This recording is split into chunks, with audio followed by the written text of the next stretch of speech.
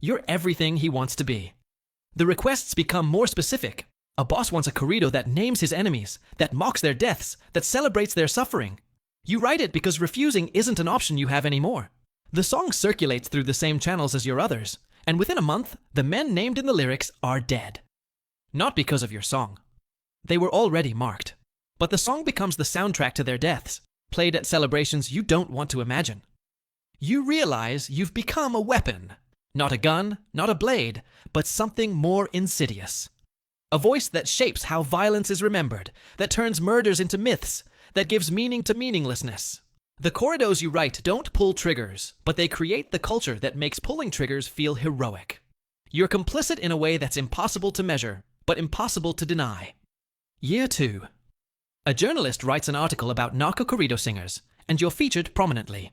She describes you as talented but troubled, an artist caught between tradition and exploitation. She asks if you feel responsible for glorifying violence. You give an answer that sounds thoughtful, but means nothing. Something about art reflecting reality, about corridos being a mirror rather than a cause. The answer satisfies no one, least of all yourself. The article brings attention you don't want. Legitimate music producers reach out, offering deals that would take you away from the cartel world. Record labels in Mexico City, opportunities in Los Angeles, the chance to become something other than what you've become. You consider them seriously.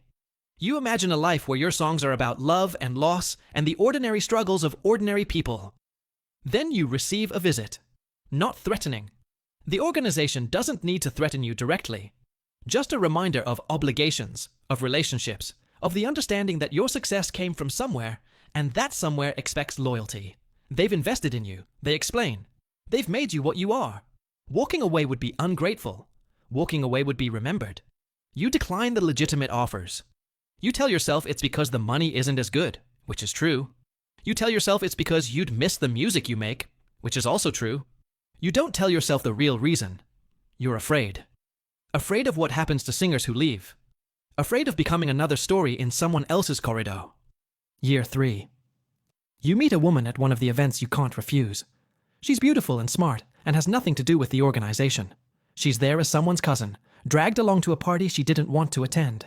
You talk for hours about music and family and the village where you grew up. She doesn't care about your fame or your money. She cares about the person underneath, the one you've been losing track of. Her name is Elena. You fall in love with her the way people fall in love in corridos, completely, recklessly, in defiance of everything sensible. She falls in love with you too, or with the version of you she sees, the musician who plays traditional songs at family gatherings, the man who talks about his grandfather's accordion with tears in his eyes. She doesn't fully understand what your career involves. You don't fully explain. You get married in year 4. Small ceremony, family only, in the village where your grandfather taught you to play. The church is 200 years old, the same church where your parents married, where your grandparents married, where generations of your family have marked the important moments of their lives. Elena wears white. Your mother cries. Your father plays guitar, not your corridos, but the old songs, the ones about love and longing and the beauty of the Sierra. For one day, you feel like the person you were before the man in Culiacan changed everything. For one day, the corridos are just songs, and the money is just money, and the future is something you might actually control. Your wedding night, you lie awake while Elena sleeps, and you think about the 2 paths your life has taken. The path that led to this woman, this village, this sense of belonging to something good. And the path that led to the corridos, the commissions, the organization that owns your voice. The paths don't run parallel. They intersect constantly, contaminating each other, and you don't know how to keep them separate. Then you go back to work, because the work never stops, because the commissions keep coming, because the organization that made you famous expects you to keep making them proud.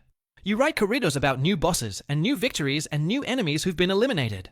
You perform at events that Elena can't attend because the danger is too real, because the guests might recognize your wife and remember her face, because the world of corridos is no place for someone innocent. You become 2 people. The husband who comes home to a quiet house and plays with the dog and talks about ordinary things, and the singer who glorifies violence for men who commit it without hesitation. Elena gets pregnant in year 5. A son, the doctors say. You think about your father, about your grandfather, about the generations of musicians who came before you. You think about what you'll teach him, what songs you'll pass down, what legacy you'll leave. You don't want him to learn the songs you've been writing. You don't want him to know this version of his father. You start planning an exit. Carefully, slowly, the way people plan exits from things that don't allow exits. You save money in accounts the organization doesn't know about. You build relationships with people outside the cartel world, connections that might help you start over.